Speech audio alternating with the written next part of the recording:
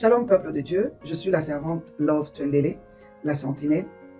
Je viens partager avec une femme mon témoignage et je tiens à remercier toute l'équipe de Femmes Connecte-toi pour cette marque de confiance. Je voudrais dire à une femme, connecte-toi à Jésus. Ta connexion te protégera contre les attaques spirituelles. La Bible dit dans Psaume 91, le verset 1er, c'est lui qui demeure sous l'abri du Très-Haut, repose à l'ombre du Tout-Puissant. Les attaques spirituelles peuvent venir, mais si tu es connecté à Jésus, elles ne vont pas t'écraser. L'année passée, vers la fin, j'ai connu une attaque spirituelle. J'étais dans mon salon. En fait, je venais d'avoir une séance de prière avec les femmes de mon ministère et c'était en ligne.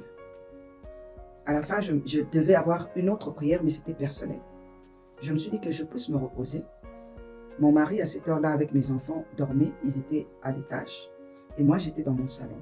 Pendant que je me reposais, j'entends dans mon sommeil l'une des portes principales de ma maison s'ouvrir. Et dans mon sommeil, je me pose la question de savoir qui est en train d'ouvrir cette porte-là que j'avais fermée. Le Seigneur a permis à ce que je puisse aussi entendre les pas d'une personne qui traversait le couloir qui mène vers mon salon.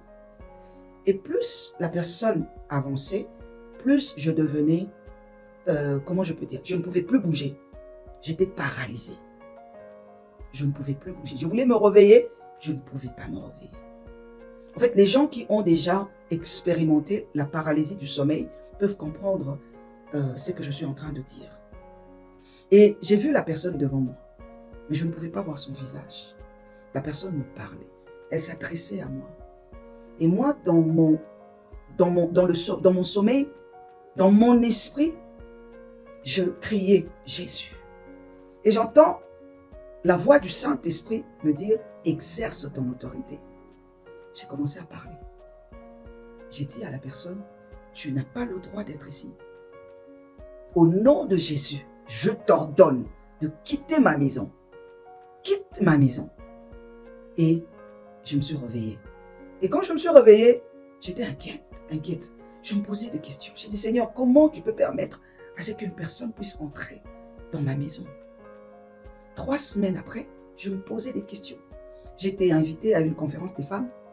Et le deuxième jour, parce que c'était 2 jours, le deuxième jour, la servante de Dieu, qui était à la chaire, a commencé à s'adresser à moi pour me dire, le Seigneur me dit, il y a de cela 3 semaines que quelqu'un s'est introduit dans ta maison. Cette personne, en fait, avait la mission de te faire du mal. Mais le Seigneur t'a protégé.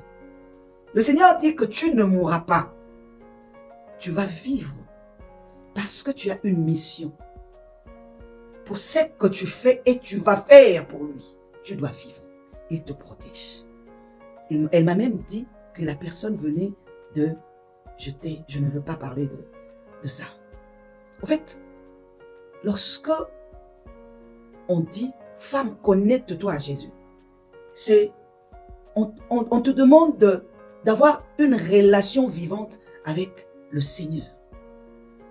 Une relation permanente avec le Seigneur. Même quand tu dors, ton esprit doit rester connecté à Jésus. Alléluia. Parce que ce Dieu-là nous couvre. Ce Dieu-là nous protège. Sa présence nous protège. Sa présence nous couvre. Mais nous devons nous connecter à lui.